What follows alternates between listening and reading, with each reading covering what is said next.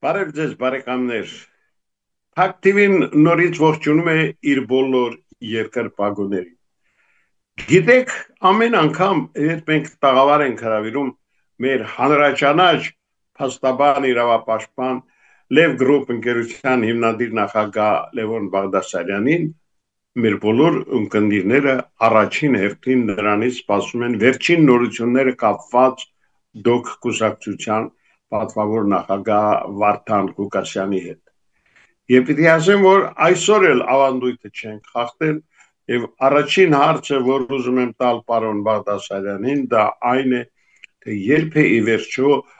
Վարդան Ղուկասյանը հայտնվելու լիարժեք ազատության մեջ, ում հետ մենք իսկապես կարող ենք ազատ կապ անել գոնե շաբաթը մեկ անգամ։ Իդեպ ասեմ, որ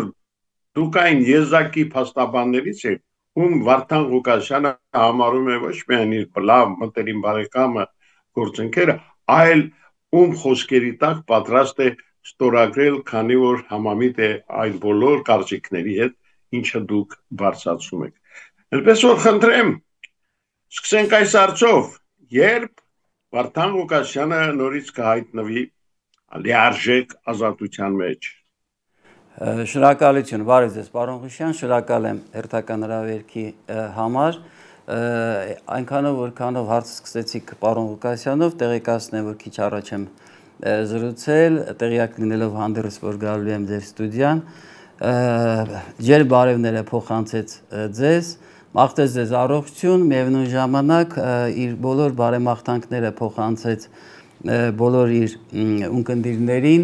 այն անձանց, ովքեր մեկ օր շուտ, ինչպես դուք ասեցիք, ցանկանում են, որպեսզի Վարդան Ղուկասյանը հայտնվի ազատության մեջ։ Ես կցանկանամ արձանագրեմ հետևյալ կարևոր իրավանորմը, որ պարոն Ղուկասյանը օրեր առաջ իր հարցազրույցի ժամանակ իմպերատիվ ներկայացրեց, այսինքն արձանագրեց հետևյալ հանգամանքը, որ իմպերատիվ այն էլ արձանագրեց, որ մասնակցելու է համապետական այն ազգային ժողովի ընտրություններին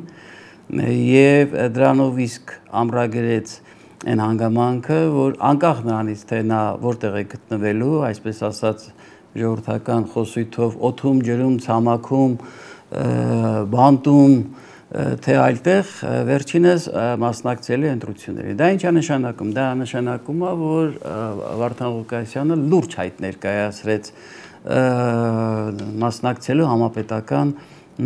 ընտրություններին։ Ինչ վերաբերում է պարոն Ղուկասյանի դատական գործի հետ կապված, այո, պարոն Ղուկասյան, դուք ճիշտ նկատեցիք իրավական հարթության վրա, իսկ ես բացառապես իրավական հարթության վրա եմ ճանաչել Վարդան Ղուկասյանին եւ առ այսօր սպասարկում եմ անվերապահորեն պարոն Ղուկասյանը ընդունում է այն իրավական մարտավարությունը, որը որ տրվում է փաստաբանների փաստաբանական թիմի կողմից եւ այսօր մենք արձանագրենք հետեւյալը, որ ինչպես հիշում եք մինչև սեպտեմբերի 12-ը դատարանում ԱՄՆ-ի դատարանում քննվող ներգաղթի դատանում քննվող այդ գործի շրջանակում դատանը ժամկետ էր տվել փաստաբանական եւ դատախազական կողմերին, որպեսզի եթե այլ դիրքորոշում ունեն ներկայացնելու վերջնական ներկայացնեն, ինչը որ փաստաբանական թիմի կողմից կատարվեց։ Դրանից հետո դատանը գնաց խորհրդակցական սենյակ։ Ի տարբերություն Հայաստանի ներպետական օրենքների, երբ տրվում է կոնկրետ ժամկետ խորհրդակցական սենյակում գտնվելու ժամանակ դատավորը, որպեսզի գա եւ հրապարակի վերջնական դատական ակտը, ԱՄՆ-ում կարծես թե ժամկետները չկան եւ բացառապես դա բացառիկ իրավունք է տված դատավորին։ Այսինքն մենք ամսի 12-ից հետո, այսօր մեր մոտ ամսի 30-ն է, արդեն 18 ներողություն։ Այո, 18 օր շարունակ դատանը գտնում է խորհրդակցական սենյակում։ Հուսանք, որ առաջիկա օրերին դատան իր վերջնական ակտը կհրապարակի, լիահույս եմ, որ արդարադատություն կիրականացվի եւ պարոն Ղուկասյանը կգտնվի ազատության մեջ։ Մեկ անգամ եւս հիշեցման կարգով ասեմ, որ պահանջը դատախազության հետեւյալն է, երկու պահանջ է այնտեղ դրված, ներգաղթի կանոնների հետ կապված արտաքսում եւ Հայաստանի պետական լիազոր մարմնի դեմս գլխավոր դատախազության կողմից ներկայացված միջնորդության հիման վրա արտահանձնում։ Արտահանձման հետ կապված բազմիցս իրավական դիրքորոշում հայտնել են, որ դա ուղղակի բացառվում է, ժամանակին իրավական հարցերը մանրամասն ներկայացրել եմ, չեմ ցանկանա ժամանակը խլեմ ձեր, իսկ արտաքսման հետ կապված դատական վերջնական ակտով հասկանալի կդառնա, վերջին հաշվով պարոն Ղուկասյանը գնալ է երրորդ երկիր, թե դատանը գտնում է, որ դատական ակտով կմնա Ամերիկայի Միացյալ Նահանգներում։ Հիշեցման կարգով եւս ասեմ, որ դա թեպետ միգրացիոն դատանի վերջնական դատական ակտ է լինելու, բայց ԱՄՆ-ի ներպետական օրենքներով մեկ ամսվա ընթացքում կողմերը իդեմս դատախազի կամ փաստաբանական փաստաբանների կաշկանդված չեն բողոքարկելու վերադաս դատականացիան, որի հիմքով այդ դատական ակտը օրինական ուժ չի ստանա։ Թերևս պարոն Ղուկասյանի մասով պարոն Ղուկասյան այսքան է ես կասեմ։ Պարոն Բաղդասարյան, գիտեք, պիտի ասեմ, որ երեք նայում եմ մեր հանրապետության տարբեր լրատվամիջոցների վերջին կարևոր իրադարձությունների մասին պատմող ռեպորտաժները հաղորդումներ եւ հանկարծ հայլի կոչվող այդ ծրագրում, որին ես համարում եմ ծուռ հայլիների թակավորություն, Անժելա Թոմասյանը հայտարարում է այնպիսի տհաճ խոսքեր Վարդան Ղուկասյանի հասցեին, դա ոչինչ դեռ, ասում է, դե Ղուկասյանն էլ ոգևորված դրան այդ շանը եթեր է տրամադրում։ Գիտեք ինչ կա, ամեն ինչն իր չափ ու սահման ունի եւ այդ տիկնոջ ես ուզում եմ ասել, ամոթ է, հավաքեք ձեզ, դուք այդպես էլ չհասկացաք, որ Փակ TV-ն դա իրականում ամենաբաց հեռուստաալիքն է։ Ի տարբերություն ձեզ, մեզ մոտ գալիս են բոլոր կողմերը ներկայացնող անձնավորությունները, լինի դիմություն, ընդդիմություն, եւ այսօր խնդրում եմ զգուշ եղեք, այլապես եթե ես էլ օգտագործեմ իմ բառապաշարի այն տհաճ հատվածը, չեմ կարծում որ դրանից ձեր կյանքը հետաքրքիր է դառնալու։ Այդպես որ պարոն Բաղդասարյան, զարմանալի 100,000-ից ավելի ընդամենը մեկ օրվա ընթացքում 100,000-ից ավելի դիտում հավաքած հաղորդման մասնակցին նման ձևով վիրավորել, ավելին անդրադառնալ նաև այն հեռուստալիքին, որ այդ հաղորդումը եթեր է տվել, սա կներեք մասնագիտական տգեդություն եւ տհասություն է։ Երբեք թույլ չեմ տվել գործընկերներիս հասցեին ինչ որ բան ասելու, բայց եթե այդպես շարունակվի, ուրեմն սպասեք պատասխանի։ Այս մասին ինչ կասեք։ Պարոն Ղուկասյան, ես կարող եմ հասկանալ ձեր էմոցիան, բայց այնքանով որ դուք տարիների փորձ ունեցող լրագրող եք եւ ձեր կյանքի փորձով նաեւ կարծում եմ շատերին պետքա օրինակ ցույց տաք, որ այն անձը, ով որ կարողանում է փորձում առերևույթ ցնցի դիմացինին իր այսպես ասած գործողություններով, գործառույթներով կամ խոսքերով, նա չկա այդքան, որ պետքա այդ էմոցիայի տակ դուք լինեք։ Իհարկե, որպես կողքից, այսպես ասած, անկախ դիտորդ ինձ համար հեշտ է խորհուրդ տալը, բայց ձեր էմոցիան հասկանում եմ։ Ես ատելության խոսքի հետ կապված ասեմ հետևյալը։ Նախ, այո, դուք ճիշտ նկատեցիք, մեկ օրվա ընթացքում 100,000, այսպես ասած, ունկնդիր է եղել, երևի դա շատ TV-ների համար կլինի երազելի, որպեսզի մեկ օրվա ընթացքում ավելի նաև եկեք արձանագրենք, որ մի քանի օրվա ընթացքում Վարդան Ղուկասյանի համապատասխան այդ այսպես կոչված կայքում 15 միլիոն եւ ավել 3-4 օրվա ընթացքում կարծես, մինչեւ մեկ շաբաթվա ընթացքում 11 միլիոն պլյուսով անձիկ իրենց դրական ողջունի խոսքն էին եղել Վարդան Ղուկասյանին եւ մաղթել էին ազատություն։ Դա ինչ է նշանակում։ Դա նշանակում է, որ Վարդան Ղուկասյանն ունի բավականին բարձր ռեյտինգ, որը ինչու՞ չէ որոշ անձանց եւ այդ անձանց դուդուկի տակ նվագող տարբեր մեդիաների բնականաբար կարա սարսափեցնի։ Համենայն դեպս հարգանք ունենալով նաեւ ցանկացած մեդիայի նկատմամբ ես ցանկանում եմ մի քանի կարևոր արձանագրումներ անել։ Մեդիա գրագիտությունը նա է, որպեսզի պետքա սովորեցնի մարդկանց տարբերել տեղեկատվությունը եւ մանիպուլյացիան, ստուգել աղբյուրները, չտրվել սոցցանցային ատելությանը եւ դրա ուրույն կրողը պետքա լինի մեդիան, պետքա լինի չորրորդ իշխանությունը, այլ ոչ թե չորրորդ իշխանությունը փորձի գործողություններ կատարել, որոնք ինչու՞ չէ կարող են աղերս ունենալ ինչպես քաղաքացիական, այնպես էլ քրեական իրավունքի հետ։ Եվ վերջին հաշվով ժամանակն է, որպեսզի մենք կարողանանք որդեգրենք այն մշակույթը, որ փոխադարձ հարգանքի մշակույթ պետքա լինի, եւ հանրային դեմքերն ու լրագրողները պետք է ցուցադրեն հավասարակշռված խոսք առանց վիրավորական արտահայտությունների։ Այո, դրա կրողը նաև Անժելան է, Տիկին Անժելան է։ Այո, դրա կրողը բոլոր չորրորդ իշխանությունն է։ Փառք ու պատիվ Փառք TV-ին իդեմս Համլետ Ղուշյանի, որ երբևիցե նման գործելավոճով չի փորձել ինչ-որ մեկի ջրաղացին ջուր լցնել կամ փորձել ավելորդ, ասենք, ունգնդիր գրավել։ Այո, պարոն Ղուշյան, ճիշտ նկատեցիք դուք, Փակ TV-ն բաց է բոլորի համար։ Եվ իշխանական գործառույթ իրականացնող անձանց, եւ այսպես ասած օպոզիցիոն գործողություն իրականացնող անձանց համար, եւ նման պայմաններում փորձել առերևույթ վիրավորել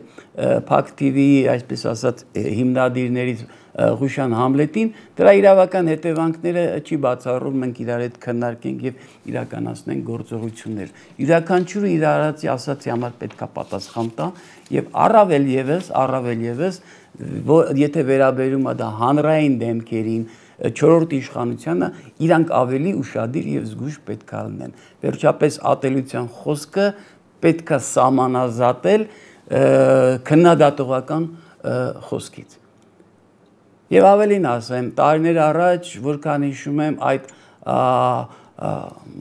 հայլի ակումբում ինչ-որ մարդիկ էին եկել, թքել էին, թե ինչ էին արել, թե փորձել ենք, այսպես ասած, գործողություններ իրականացնեն, որով ցնցել էին Անժելային, առաջիներից մեկը իրավապաշտպաններն են եղել իդեմս ինձ, եւ առաջիներից մեկը հենց այս TV-ում Համլետ Ղուշյանի այսպես ասած կոորդինասպամ խոսվել է անթույլատրելի լինելու մասին, որ լրատվությանը չի կարելի ճնշել, բայց լրատվությունը իր տեղում եւ դերում պետքա լինի։ Եթե ինչ-որ մեկ ունի որոշակի վախեր, սարսափներ, որ Վարդան Ղուկասյանը վաղը գալու է իշխանության եւ իրանք խնդիր են ունենալու, այն անձը, ով որ խնդիր չունի, ինքը խնդիր չի ունենալու։ Այն անձը, ով որ խնդիր ունի, այդ անձին տրվելու է հնարավորություն, բայց որ լինելու է օրենքի դիկտատուրա եւ հավասար է լինելու բոլորի համար։ Եվ չեմ ուզում անուններ տամ, մեկի երեխան Ավստրալիայում իբր սովորում է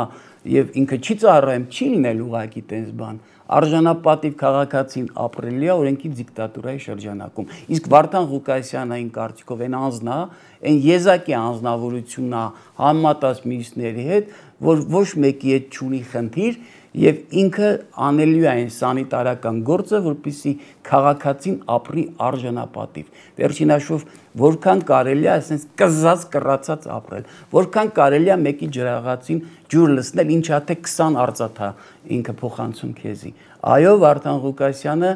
իմ կարծիքով, իմ իրավաբանից, իրավապաշտպանից կարծիքով եզակի սանիտարն է լինելու, որ իրականացնելու է օրենքի դիկտատուրայով արժանապատիվ Հայաստան։ Պարոն Ղուշյան, մեկ անգամ եւս ես չեմ ցանկանա ավելորդ տեղը մտածեք, որ ինչ-որ մեկը փորձեց, այսպես ասած, վիրավորել կամ զրպարտել, եւ իրոք գալու է այդ ժամանակը, որ յուրաքանչյուր իր ասացի համար պետքա պատասխան տա։ Իսկ Անժելայի տված այդ արտահայտությունը ես կնայեմ իրավական հարթության վրա,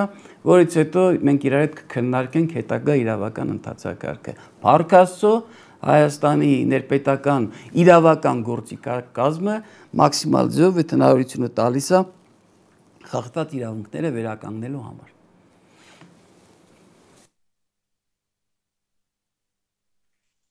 Եղավ, պարոն Բաղդասարյան, դե ես շարունակեմ հարցեր, իսկ հարցեր այսօր շատ է։ Տեսեք, մենք շատ ցավալի դաժան պարտություն կրեցինք 44 օրյա պատերազմում։ Այսօր էլ թուրքը նստած է ջերմուկի բարձունքում։ Էլ չեմ խոսում անընդհատ խոսք է ասվում Զանգեզուրի միջանցքի մասին, ինչ է որ կարծես նույնպես պատրաստում են հանձնել թշնամուն։ Դե սա չի կարելի ձևակերպել որպես կապիտալիզացիոն ակտ հայ ժողովրդի մեր երկրի նկատմամբ։ Պարոն Ղուշյան, հարցը հասկանալի էր։ Ես որպես իրավապաշտպան իրավագետ իրավական հարցության վրա կփորձեմ դրա սպառիչ պատասխանը տալ։ Նախ մինչև իրավական գնահատական տալը եկեք նկատենք արձանագրենք, որ համացանցով տարբեր հարթությունների հարթակներում բազմիցս սկսում են խոսել որակումներ տալ, այսպես ասած, դավաճաններ, կապիտուլյանտներ, հողատուներ, հողծախողներ, առերևույթ միգուցե դրա մեջ կա որոշակի, ասենք, տրամաբանություն այնքանով, որքանով որ այսպես ասած 44 օրյա պատերազմը ըստ էության պարտվեց Հայաստանի Հանրապետությունը, բայց նման խոսույթով ջուր լցնել թշնամու այլ անձանց ջրաղացը դա ուղղակի անթույլատրելի է։ Այո, պարտվել է Հայաստանի Հանրապետությունը 44 օրվա պատերազմում եւ փորձեք քաղաքական ուժեր այնքան ուժեղ լինեք, որ հերթական ընտրությունների ժամանակ դուք կարողանաք իշխանությունը վերցնեք։ Մի կարևոր բան արձանագրեմ։ Գիտեք, շատ հաճախ երբ ես փորձում եմ իրավական հարցության վրա պաշտպանության վերցնեմ այս կամ այն անձին, կապ չունի դա գեներալ է, օլիգարխ է, իշխանավոր է, թե օպոզիցիա է, շատ հաճախ որոշ անձիկ որ կոմենտներ են գնում, որ բանա պաշտպանում է, ուրեմն նրա մարդն է։ Ուրեմն հարգելի, այսպես ասած, գրողներ, Բաղդասարյան Լևոնը իրավապաշտպանը 2001 թվականից եւ ընդամենը ծանոթացեք կենսագրությանը եւ տեսեք, որ դեպքում ում շահերն է ներկայացրել։ Տվյալ դեպքում ես ուզում եմ արձանագրեմ հանրահայտ փաստ, աքսիոմատիկ փաստ։ 44 օրվա պատերազմից հետո մի քանի անգամ համապետական ընտրություններ ա եղել։ Մի քանի անգամ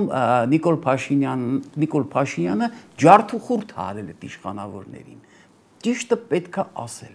Ես հիացած չեմ այսօրվա իշխանության գործառույթներով, բայց արձանագրում եմ այդ փաստը։ Այսինքն, եթե դուք չեք կարողանում համապետական ընտրություններում անցնեք, նշանակում է ատելության քարոզ պետք է անեք։ Եթե դուք չեք կարողացել անցնել, նշանակում է դուք ժողովրդին պետք է մեղադրեք, ասեք ժողովուրդը զոմբի է։ Այստեղ է, որ օրենքի դիկտատուրան այս իշխանությունը չի իրականացնում եւ սկսելով առաջին Իրանից։ Այնպես չի, որ իշխանավորի խոսույթը եւս նորմալ է։ Իշխանավորի խոսույթը եւս համարժեք այն խոսույթին, որ հակադարձում է իրան տվյալ դեպքում օպոզիցիան, բայց ամփոփելով միտքս ասեմ հետեւյալը, որ մոտ ապագայում լինելու է համապետական ընտրություն։ Ուրեմն եղեք այնքան, որ կարողանաք իշխանությունը, կարողանաք քվեները բարձրացնել, շատ հավաքեք։ Եթե չկաք այդքան, իմ գործընկերներից մեկը պարոն Նորիկյանը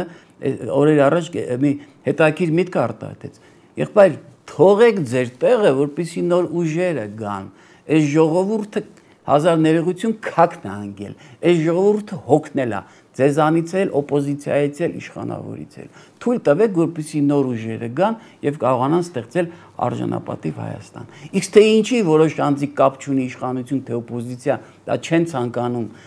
եւ փորձում են ամեն ինչ անեն, դա էլ արդեն դրա հետևանքների կրողը վերջո իրանք են եւ լավ են հասկանում հազար ներողություն, որ միգուցե որները քաքի մեջ է։ Բայց վերջին հաշվով գալու է այդ ընտրության օրը գալու է, այո, այս իշխանությունը, չգիտեմ, 8 - տարի արեց իր գործը, չարեց իր գործը, լավ արեց, վատ արեց, եւ այո, պետքա նոր ուժեր գան։ Նոր ուժեր գան եւ այդ նոր ուժերը պետքա կարողանան այս երկիրը սարքեն այն երկիրը, որը որ այսօր ցանկանում է ժողովուրդը։ Ամփոփելով միտքս, այն բանի պատմությունը ոնց որ լինի ժողովրդական ոչիլի պատմություն, ասում խոսում, մեկ է վերջում ասում, բայց ոչիլը որներ գիտես ինչ կլներ, Վարդան Ղուկասյանը եզակի այսօր ի վիճակի ունակ եւ ընդունակ է իր բոլոր բացական եւ դրական գործոններով հանդերձ լինելու սանիտարը ես երկրի։ Ну, թերևս հա, իրավական հարցության վրա հազար ներողություն մոռացա ասեմ։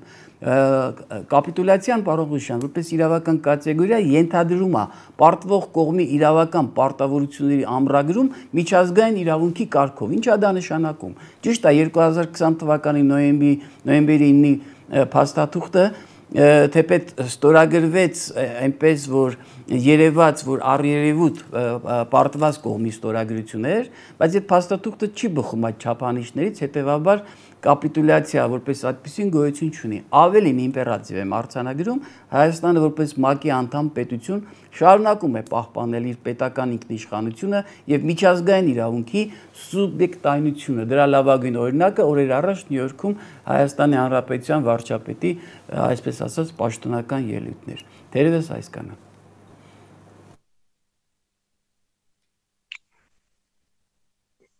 Պարոն Բաղդասարյան, ես կուզենայի լայվ լսել ձեր իրավական գնահատական այն մասին, որ իշխանությունները փաստորեն ուզում են, որ հայերը մոռանան Մասիս Սարի մասին ընդհանրապես, քանի որ այդ լեռը այլևս մեր չէ։ Մի խոսքով փորձում են Արարատը հանել հայերի միջից, մեր ժողովրդի միջից։ Սրա մասին ինչ կասեք։ Շատ լավ հարց էր։ Օրեր առաջ ես պաշտոնական, այսպես ասած, մասնագիտական ես կարծիք եմ հայտնել դրա մասին, շատ համառոտ հիմա կներկայացնեմ եւ եթե հնարավորություն կա կխնդրեմ որպեսզի ռեժիսորը ներկայացնի հետեւյալ փոքր տեսանյութը տեղեկացնեմ հանրությանը, որ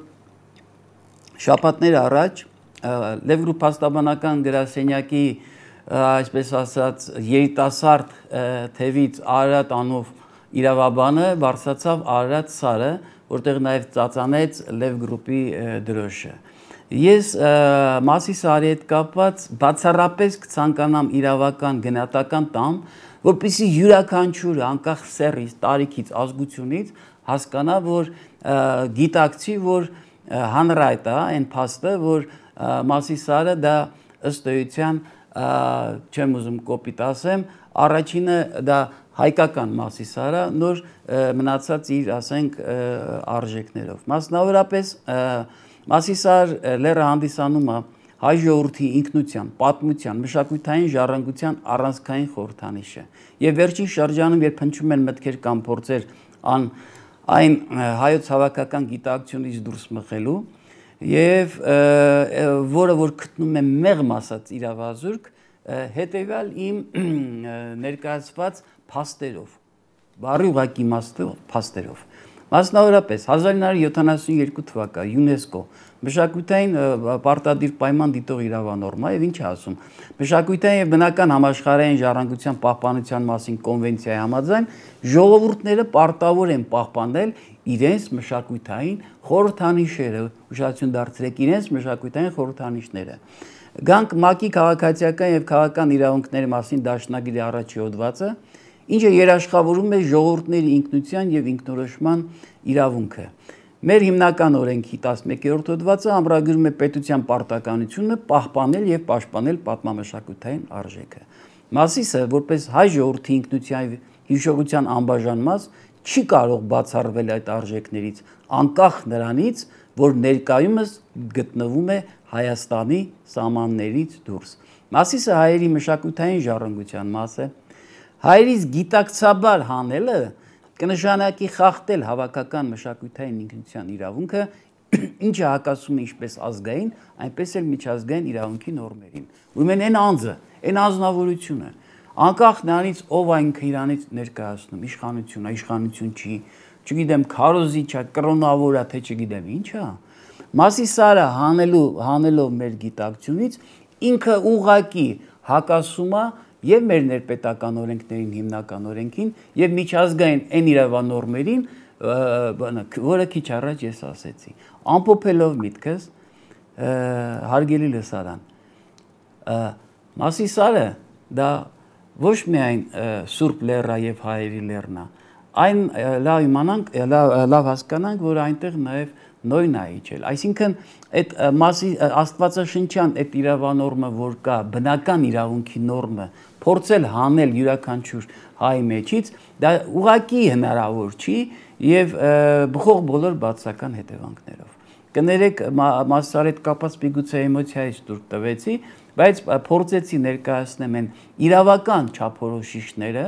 որը զանցելու իրավունք բացարձակապես ոչ մեկը չունի։ Ավելին, Ստալինը, որ Ստալին էր, Մասիսարը հայկական զինանշանից եւ պարտադրեցին հանի, ասելով, որ ոբշեմ խնդիրներ կա, այդ Ստալինը անգամ չգնաց, չհամարձակվեց, թույլ չտվեց իրան գնալու, որպեսզի մեր Հայաստանի հայկական ՍՍ զինանշանից հանեն, թերևս այսքանը։ Դե պարոն Բաղդասարյան, զարմանալու ոչինչ չկա, դե սրանք Ստալինին էլ են անցել, բոլորին էլ անցել են, սրանցից ամեն ինչ սպասելի է, նայեք, այսօր Հայաստանի Հանրապետությունը դատարանի առջև է կանգնել ոչ ավել ոչ պակաս բարձրաստիճան հոգևորական arczepiskopos Շիրակի թեմի առաջնորդ եւ իշխանությունները իհարկե նրա հանդեպ էլ սկսել են ինչ-որ քրեական գործընթաց իրականացնել։ Այ ձեր իրավական գնահատականը այս ամենի մասին, որքանով է սա իսկապես այսպես արժանի նման վերաբերմունքի, չէ որ մենք ունենք սրբություններ եւ երբեք չպետք է մենք մեր սրբությունները խախտենք։ Պարոն Ղուշյան, օրենքի առաջ հավասար են բոլորը, միանգամից ասեմ, եւ օրենքի դիկտատուրան պետքա գործի բոլորի համար, բայց ես չիմանալով հանդերձ թե ինչ իրավական հարցության վրա չունենալով համապատասխան տեղեկություն, ինֆորմացիա, որպեսզի կարողանամ իրավական գնահատականս հայտնեմ, ուղղակի արձանագրեմ, որ վերջինիս փաստաբանները հանրային եթերներով հաճախ արձանագրում եւ բարձրաձայնում են, որ առաջինը դատանը այն օրինական դատարան չէ, որ պետքա լսի, նկատի ունեն ընդդատության խնդիրը, ինչպես նաև դատանում իրականացվող ըստ փաստաբանների առերևույթ անօրինականությունները։ Ես մի ուրիշ բան եմ ուզում պատմեմ հոգևորականական այդ դասի հետ կապված։ Ուրեմն դուք բոլորը գիտեք, մենք բոլորս գիտենք, այսպես ասած, որ անգլիան եզակի երկրներից է, որտեղ արդարադատությունը իրականացվում է հիմնականում նախադեպերով, այսինքն մի նախադեպ, որ իրական կայացնում է դատարանը, տարիներ շարունակ, տասնամյակներ, ընդհուպ նաև հարյուրամյակներ շարունակ օգտվում են այդ նախադեպից։ Եվ ես պատմեմ մի հետաքրքիր պատմություն, որը տեղի ունեցել Անգլիայում նախորդ դարերի ընթացքում, կարծես 1700-ական թվականներին կամ մի փոքր ուշ կամ մի փոքր շուտ։ Ուրեմն դատում են հոգևորականի Անգլիայում, ով գողություն է կատարել։ Եվ իրականում հոգևորական այդ գողությունը կատարել էր։ Եվ իրականում հոգևորականը մեղքը ընդունել էր, ասել էր սատանա մտավ մեջս, մտա իմ ոբշեմ ծխականներից մեկի տունը եւ գողությունը կատարեցի։ Եվ այնքան մեծ աղմուկ էր բարձրացել, այնքան հնչեղություն էր ստացել այդ գործը, որ դատանի դալիճում տեղ չկար եւ դատավորը որոշում կայացրեց, որպեսզի քաղաքի հրապարակում պետքա լինի դատավարությունը։ Ճիշտ հասկացեք, ոչ թե փողոցային արդարադատություն, այլ դատավորը նախագահությունով նստած, նախագահումը եւ այդ քաղաքի եւ դրսի ներսի, այսպես ասած, բոլոր եւ թամաշանողները եւ ունկնդիրները եւ հետաքրասերները ոչ եմ հավաքվել են հրապարակում։ Ուրեմն սանկցիան գողության ժամանակ բաներ կախաղան էր, բարի ուղղակի իմաստով կախաղան պետքա բարձրացնեն, այլ սանկցիա չի եղել։ Եվ հոգևորականը վերակենում ասում է,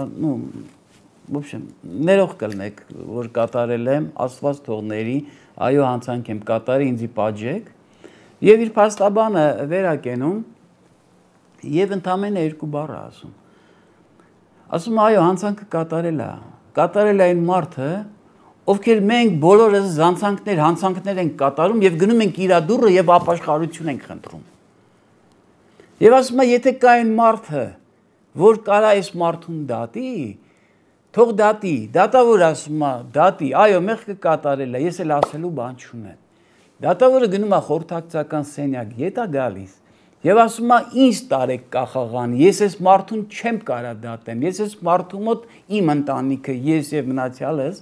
գնացել ենք եւ մեր մեղքերին թողություն ենք խնդրել, ես չկամ այդքան, որ այս մարդուն իր անցանկի համար դատեմ։ Դա եղել է Եվրոպայի սրտում Անգլիայում։ Ինչի ասեցի, որ նախադեպերի երկիր Անգլիան, հա? Դրանից հետո այդ նախադեպը արգելվեց, որ հետագայում ուրիշների նկատմամբ կիրառվի։ Սա եզակի բան էր։ Ինչի էր եզակի բան, որտեղ եզակի մարդու էին դատում։ Դատում էին մի հոգևորականի, ով որ եղել է իրենց ծխականների բոլորի հոգևոր հայրը, այսպես ասած։ Ես այն օր ինձի ետ եմ նայում եւ մտածում եմ, լավ ասում եմ, ներկայացնում է Շիրակի թեմի առաջնորդն, հա, եւ ավելին ես արձանագրեցի իմ մեջ, որ այս մարդուն ժողովուրդը ոչ թե ինչ որտեղ ժողովուրդը նաեւ հարգում է, ընդունում է։ Ես այդ մարդու մասին չեմ լսել մի հատ բացական բան, բայց միգուցե նաեւ բացական կողմերը լինի, թողենք անթերի չինա։ Եվ այդ մարդու կողմից ղեկավարված այդ թեմը, չգիտեմ, հազարներով քահանաներ, չգիտեմ, էլ ինչ չիներ կան, դե վարդապետեր եւ այլն, դուք պատկերացնեք տասնյակ հազարներով իր ղեկավարությամբ, նաեւ իր օրհնությամբ երեխեք են կնքվել։ Հայ մարդիկ են կնքվել եւ վերցնել այդ մարդուն, ասել, որ դու ծանր հանցագործություն ես կատարել, սանկցիանել նայում ես, կարծես թե չգիտեմ, ընդհանուր նաեւ տուգանք կա երևի, չեմ նայել, կարծես թե 0-ից 5 տարի է, հա։ Եվ կալանքի տակ վերցնել, եւ ծայրահեղ միջոց կիրառել, կալանք կիրառել։ Ես մեկ բառ կարող եմ ասել, դուք բարոյական չեք։ Թողենք այդ մարդը այդ հանցանքը կատարելա, թե չի կատարել։ Բա որ տենց հելնում ենք, գոռում ենք եւ ասում ենք մենք առաջի քրիստոնյա ազգն ենք, որ պետականորեն ընդունեցին քրիստոնեությունը։ Կներեք, Անգլիան ձեզանից անցավ եւ ցույց տվեց, թե ինչ է նշանակում քրիստոնյա լինելը եւ ինչ է նշանակում քրիստոնեական արժեք կրող ու տարածող մարդու կատարած հանցագործությունը ներելը։ Երբ դատավորը հայտարարեց, որ չի դատելու, իրան դատեք, ամբողջ հրապարակը ծափա տվե, ոչ մեկ չասե, որ հանցագործություններ կատարել, ինչի չդատեցիր։ Լավ, բա այսօրվա 4-րդ ներողություն, արտադատություն իրականացնող մարմինը, այսօրվա գործադիրը, թողենք, որ պայմանական այդ հոգևորականը, հա, Հայր Սուրբը դուրս էր եկել այսօրվա իշխանության դեմ։ Եթե դուրս էր եկել, դրա բացական դրական կողմներն էլ կա։ Հարց տանկել է, թե հոգևորական ինչի է բանը գործը թողել եւ որակումներ է տալի իշխանության կատարած աշխատանքներին։ Դա այլ թեմա է, հա։ Բայց վերցնել մարդուն առաքելական Սուրբ Եկեղեցու հոգևոր հորը վերցնել եւ տանել կալանքի տակ դնել, չգիտենք ինչ վճիռ կայացնելու։ Դա ես կարծում եմ մեղմ ասած իրավաչափ չի։ Ես ավելի քան վստահ եմ, որ համապատասխան մարդիկ, ովքեր քաղաքական որոշում կայացրեցին, որ ինքը պետք է նստի, այն դատավորը, ում որ չգիտեմ հրանգել են թե չեն հրանգել, ինչ ձևի արտահայտություն կայացնի, իմ խոսքերը, այս խոսքերը որ կան, հենց այնպես չասեցի, մինչև դատական ակտի հրապարակումը, ոնց որ ամսի 2-ին է թե 3-ին է, թող մի հատ այսպես ասած ժողովրդի լեզվով ասած փիքր անեն եւ հետեւություն անեն։ Նժարի վրա դրեն այդ մարդու արած չարածը եւ նժարի վրա դնեն թե ինչ գործողություն են իրականացնելու եւ հիշեն բումերանգի օրենքը կա մաթեմատիկական ճշգրտության գործումը։ Այսքանը։ Եվ մի վերջին հարցը, պարոն Բաղդասարյան, մենք գիտենք, որ վերջերս, եթե հիշում եք, մեր տաղավարում էր երկհանսարկավակ Անդրանիկ Մանուկյանը, որի դատական գործի, այսպես ասած, պաշտպանի պարտականությունները դուք եք վերցրել։ Ինչ հետաքրքիր զարգացումներ կան այստեղ, ինչ նոր բան։ Պարոն Շան, հետաքրքիր հարց տվեցիք, այո, արդեն տևական ժամանակա մոտ 5-6 տարի, որ Անդրանիկ Մանուկյանը իր խախտված իրավունքները փորձում է վերականգնի, ես մոտավորապես 3-4 ամիս է որ ստանձնել եմ, գիտեք իմ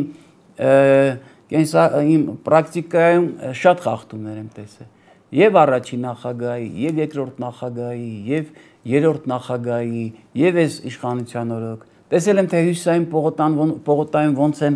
ունեզրկում մարդուն եւ ոնց են փորձում, ասենք վտարել, շատ բաներ եմ տեսնել, հիմա դրա մասին չեմ ուզում խոսեմ, բայց Այսպիսի տոտալ խախտում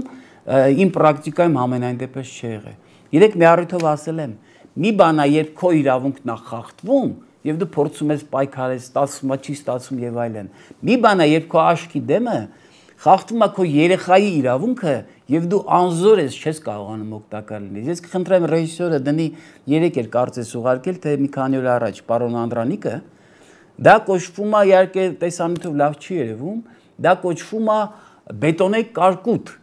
Պատկերացրեք մարդը սեփականության իրավունքով իր սեփական տանը ապրում է եւ 3 մետրի վրա բազմաբնակարան շենք են սարքում։ Եվ